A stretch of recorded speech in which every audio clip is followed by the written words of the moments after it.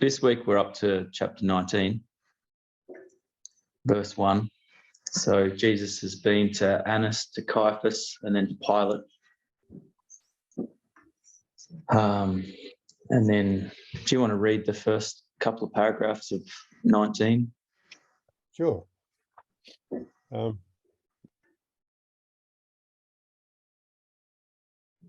actually, I had something I wanted to say first. I watched the internment service of the Queen. I don't know if that's what it's called, but where her coffin was brought into Westminster Hall, I think it's called. And then they had a service there. And it was quite surreal watching it because, you know, there's all this incredible ceremony and wealth and power and all this sort of stuff. And then the Archbishop of Canterbury read John chapter 14, verse 1 to probably about verse 7.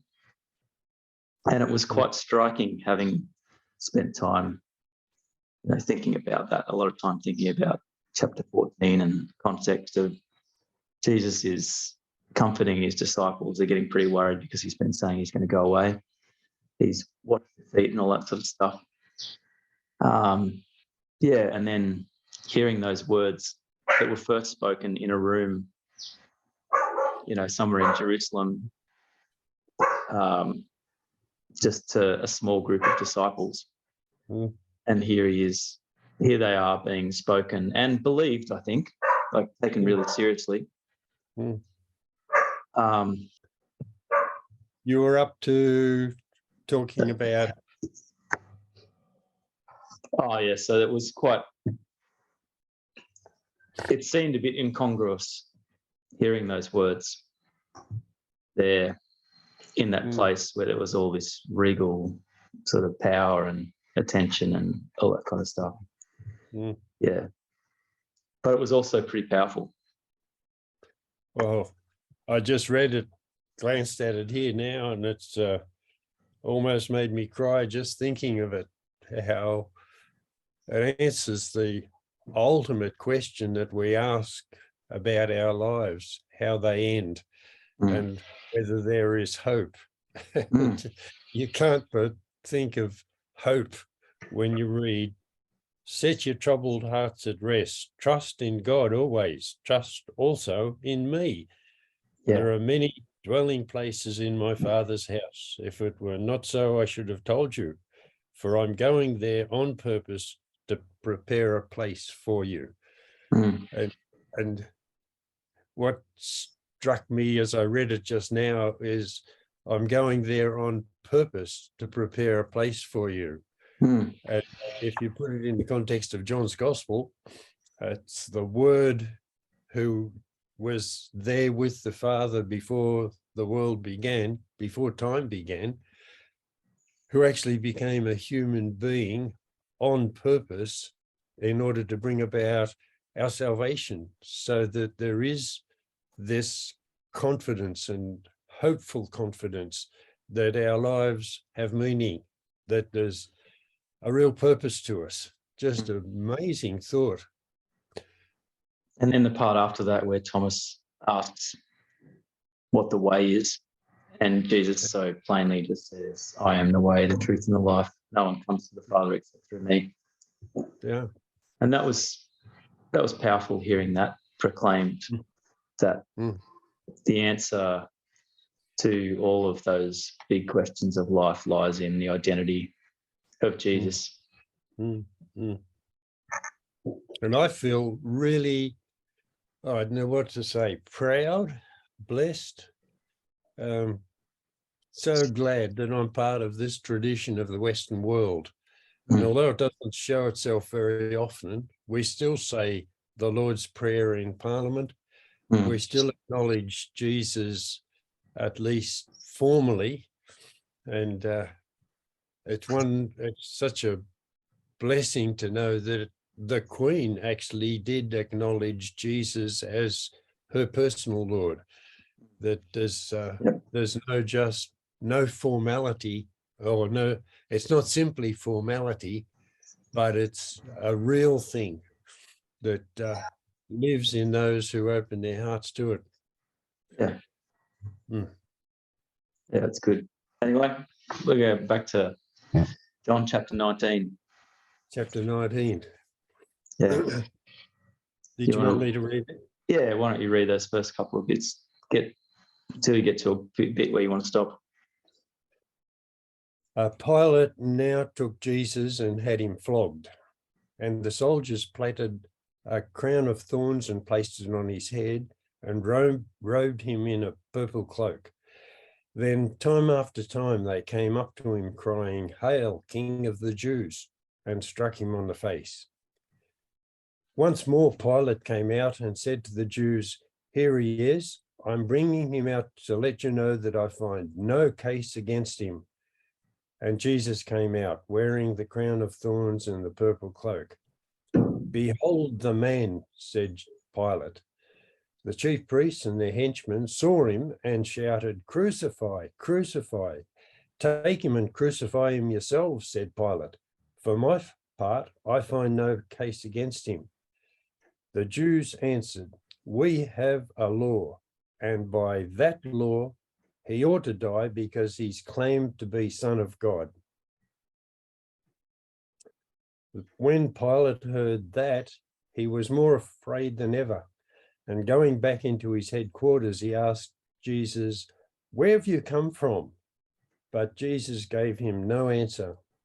"Do you refuse to speak to me?" said Pilate. "Surely you know that I have authority to release you, and I have authority to crucify you."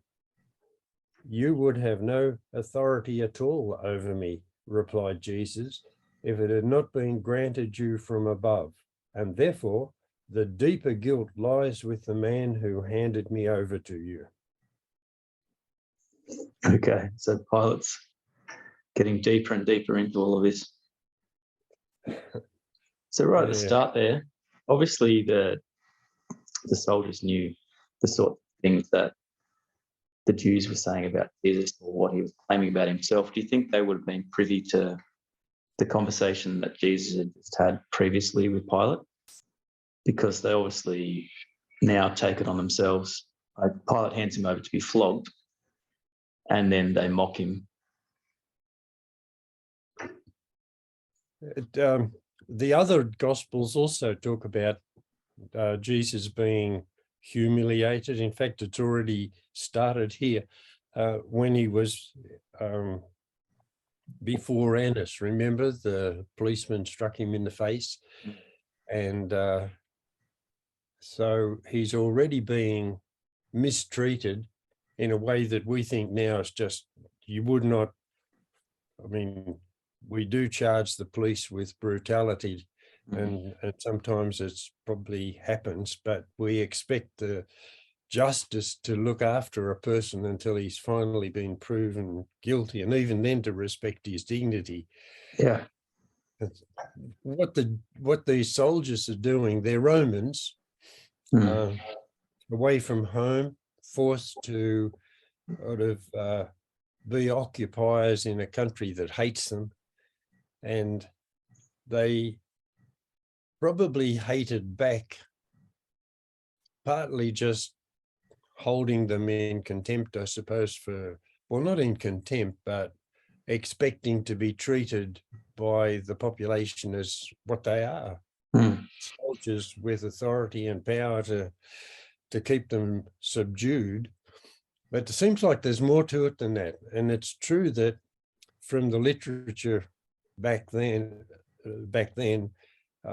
there was this prejudice against the Jews that all over the Roman Empire, where the Jews had been scattered, they were despised. And there's no, just this week, I heard somebody that, I mean, I respect, and they're good people, but talking about the Jews with that sense of they're Jews, and you take it for granted that they're despicable. I don't myself feel that. It struck me as strange that somebody would speak like that about just about a people for no reason whatsoever. other than that there was this built-in prejudice. So put those two things together. They are in authority. They are sent out there from Rome in order to subdue these people. The people obviously hated them. Yeah. And then they had this prejudice against them as Jews. Maybe because they were different. It was part of God's purpose that they should be different. Their law made them different, not to work on the Sabbath, and their dietary laws, their worship. Worshipping one God. Yeah. So I still feel somehow rather offended. I wish, I just don't, within me there is shame that we acted that way. Mm. Well, certainly when you know who Jesus is, to think that creatures should treat their creator like that is a horrible thought. Where's the bit where Jesus says, if I wanted to, I could call down, armies of heaven. 12 to protect legions him? of archangels, angels, in Matthew. Matthew, yeah, okay. Through this week, I've been reading those, the accounts of Jesus' trial in Matthew and Mark and Luke. Mm. Matthew and Mark are very similar. And it's Matthew who says, after Peter tries to defend him, I just thought of that again, how futile it was for Peter to take on the whole Roman Empire with one sword. Yeah. And totally out of tune. Not much of a plan, was it? It was not at all. And totally out of tune with his master, with Jesus. Mm. The last thing Jesus wanted was his followers to rise up in rebellion against him, against the Romans. But those other accounts, Matthew and Mark, are very similar and obviously come from the same sort of tradition and source. Luke is different again. And then, of course, John is totally different. And it seems to me that there are inconsistencies there, and especially about this treatment of Jesus. In the other Gospels, Luke doesn't mention it. He mentions it as a threat, but not as actually being carried out. It was normally a part of the sentence of death by the Romans, that the flogging was part of the crucifixion. Oh, really? And yes, some people would have died at the flogging, wouldn't they? Apparently so, yes. It was pretty brutal. The film by Mel Gibson. What The Passion. it called? The Passion. Yes, The Passion of the Christ or something. Yep. Does an excellent job in showing the brutality of it. But obviously the flogging that John mentions here is before the sentence of crucifixion. And looking through, it just seems to me that the only way to make sense of it is that Pilate is already trying to get Jesus released, but he's got leaders of the nation there insisting that that Jesus was a criminal, needed to be killed. Yeah. And he couldn't find anything, like he said over and over again, I find no charge against him. Yeah. And the only thing that makes sense to me is that he saw the insistence of the Jewish leaders and had Jesus flogged as a kind of hoping that he would be able to appease them somehow, or what? Yeah, please them enough so that they would let him off, because he obviously didn't think he was worth that Jesus case, the case that they had was worth a capital punishment. Mm. But anyway, it didn't work, Yeah. because what we read here is that after he'd had him flogged and brought him out, they still went on shouting, "Crucify, crucify." Yeah. So the bit where Pilate gets upset is when the Jews answered, "We have a law, and by that," he says to them, "Crucify him yourselves." But the Jews then say, "We have a law, and by that law he ought to die because he is claimed to be Son of God." Yeah.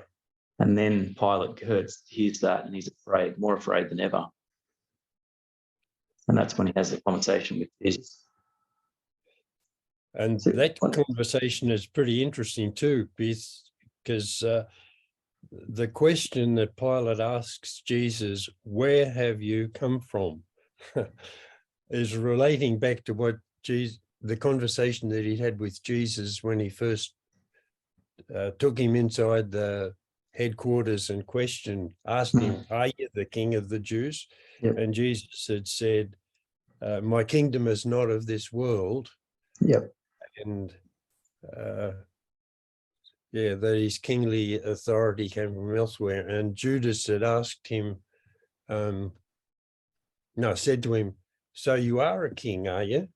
Pilate. And Pilate. Yeah, Pilate had said, "You are a king, are you?"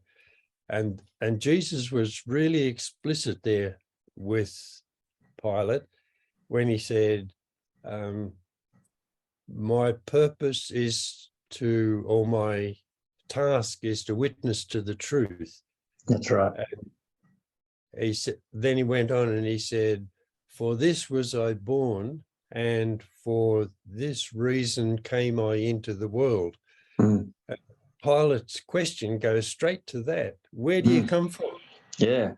So obviously Pilate is being forced to think beyond just the judicial case before him and bring it brings the whole situation there into a supernatural level. Mm. And so I'm finding more and more kind of well, it's hard to respect a judge who condemns an innocent man for political reasons, but I'm finding more respect for Pilate as I think about it. He does respond to Jesus when Jesus said, "Everyone who everyone who's sensitive to truth, everyone who's not deaf to truth listens to my voice." And Pilate had said, "What is truth?" and went out. Yeah. Pilate's concerned with the political level, and he's got this case on his hands and he wants to get rid of it.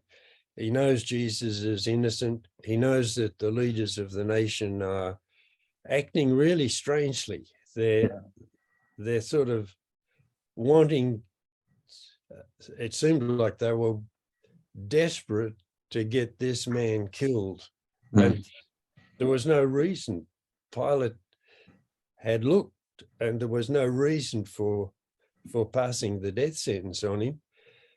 So this is the situation is forcing Pilate to think about the supernatural level. And he's asking, what in the heck is going on here? And then when the Jews brought that along, we have a law, and by that law, he's got to die because he, being a man, claims to be Son of God. And then perhaps the strange thing is Jesus doesn't answer. Yeah. When he asks the question. Yep. Well, when he does answer, it's extraordinary. Well, that really takes some thinking. Where is it? You have no authority. Like,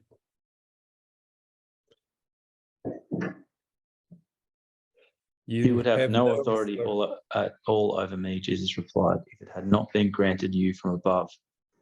And therefore the deeper guilt lies with the man who handed me over to you. It's sort of, he's kind of letting Pilate off here, isn't he? Well, I think it's the two levels. There's the level of authority and power and justice operating in this world, and then there's something else happening on a supernatural level. And Jesus is reminding Pilate that he hasn't really got authority in himself, but he's got authority delegated to him, and that authority actually comes from God. It's, I suppose he could say, well, he had the authority of the emperor, and he did in law.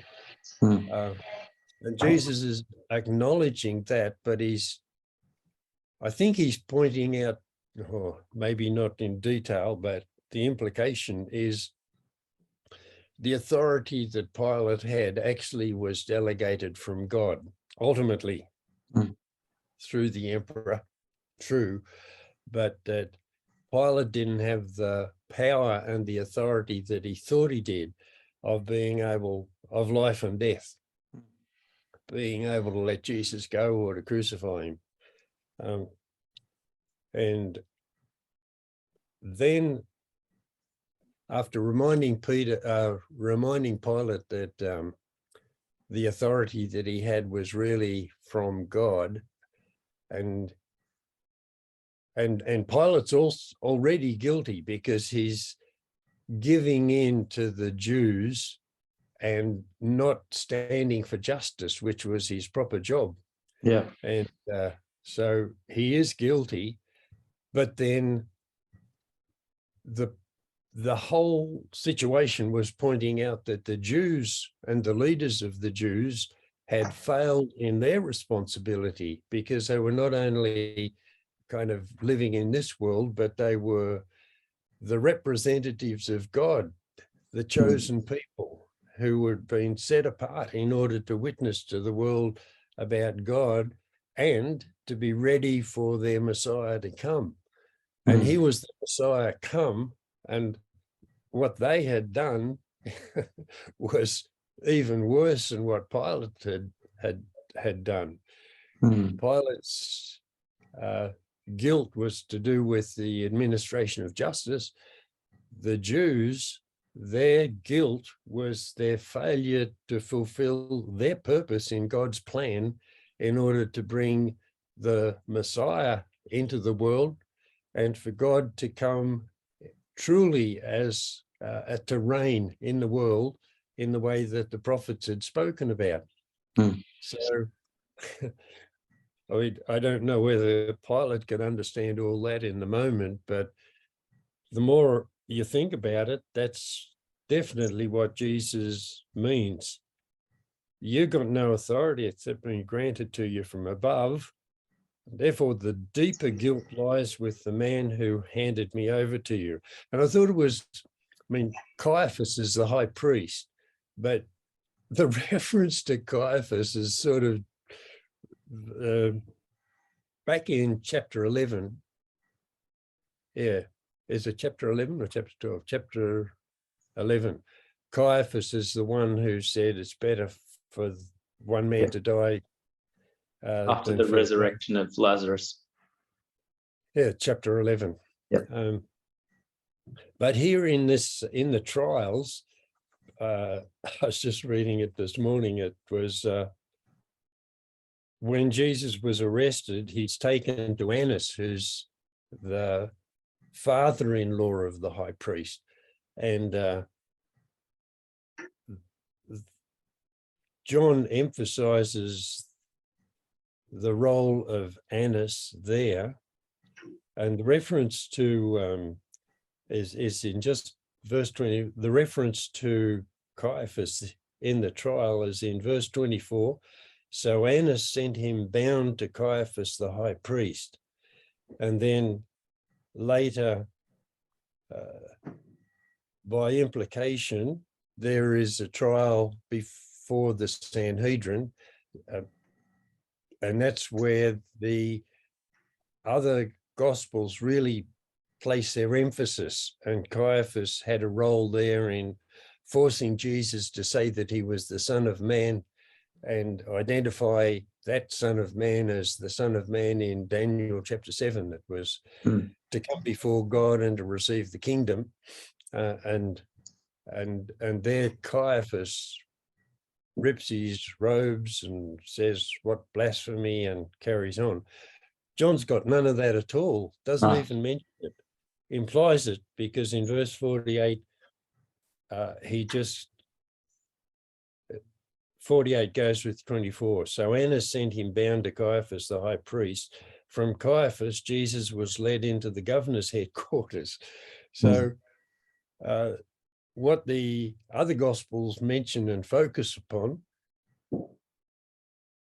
John acknowledges that it happened, but there's no focus on it at all. And it makes me think that when John records what Jesus said, the greater guilt is on him who handed me over to you, he's actually talking about Annas. Caiaphas was sort of just the minor figure doing what his father-in-law was scheming to do in getting rid of Jesus for the sake of his business empire, I think. Don't know what significance is in that, except that it's just so easy for the affairs of this world to take on a power, and kind of reminds me of what Jesus said, that about the weeds that grow up with the good seed, that the cares of this world, the deceitfulness of riches, and the lust for other things choke out the word.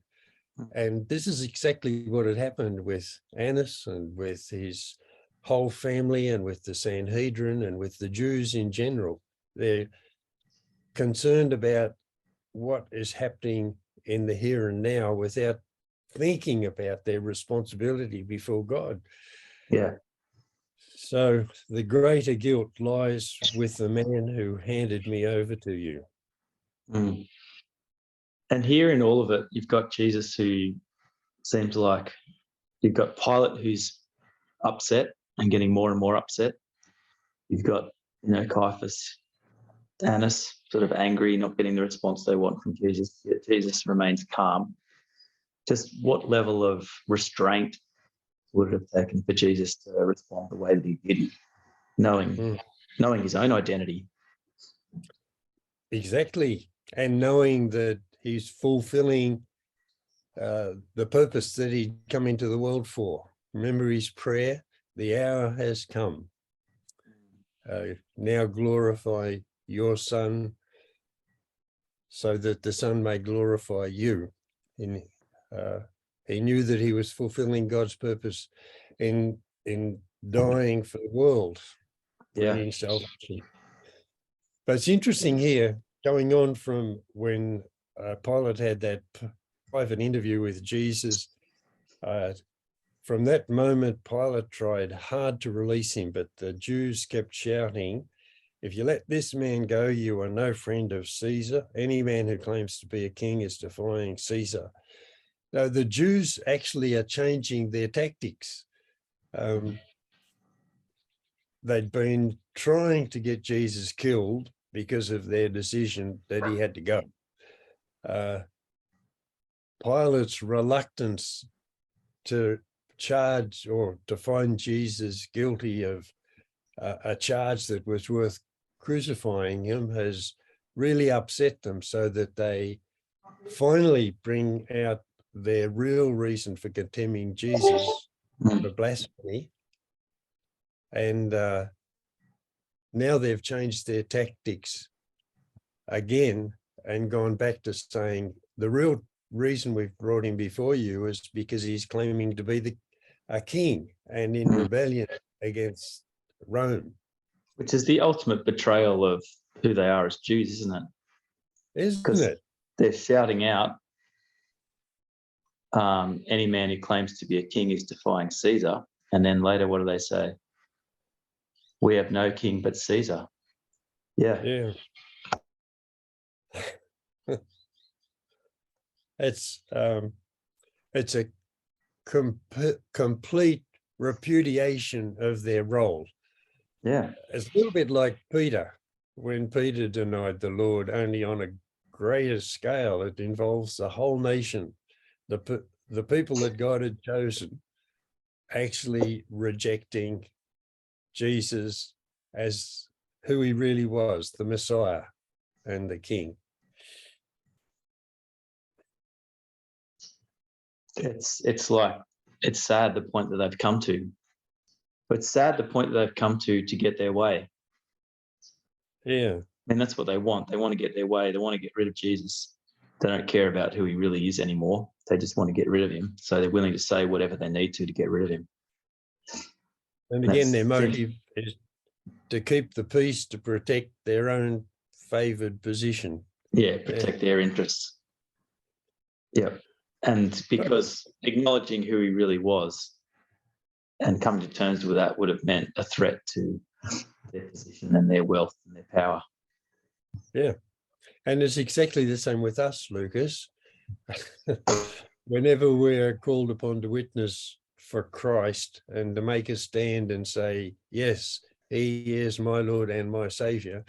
I don't know about for you, but for me, I just have that. Is it a shame, or is it, I don't know what it is. On one part of me wants to identify with this world and be part of it. The other part of me is trying to say, Laurie, you are accepted by God as one of his children. Identify, own up. And yeah, we all face, I think, the same challenge that the Jews did. Do you think in the end, Pilate hands him over because of that? They're crying out, like that perception that he's not protecting the interests of Caesar. Is that why he gives in the end? In the background, Tiberius was the emperor, and he had a Roman Sejanus, one of the leaders of the, well, it was supposed to be the Senate, but he was a very powerful man, and he pulled a lot of strings, and he was actually the one who had recommended Pilate for promotion to become the governor down in Judea. And Sejanus had fallen foul of the Emperor Tiberius and was executed. And so Pilate's personal position was a little bit fraught right then. And the Jews knew exactly what buttons to push. And they probably put the fear into Pilate in a big way that he was likely to lose his job, his role, and also his life, falling foul of the emperor.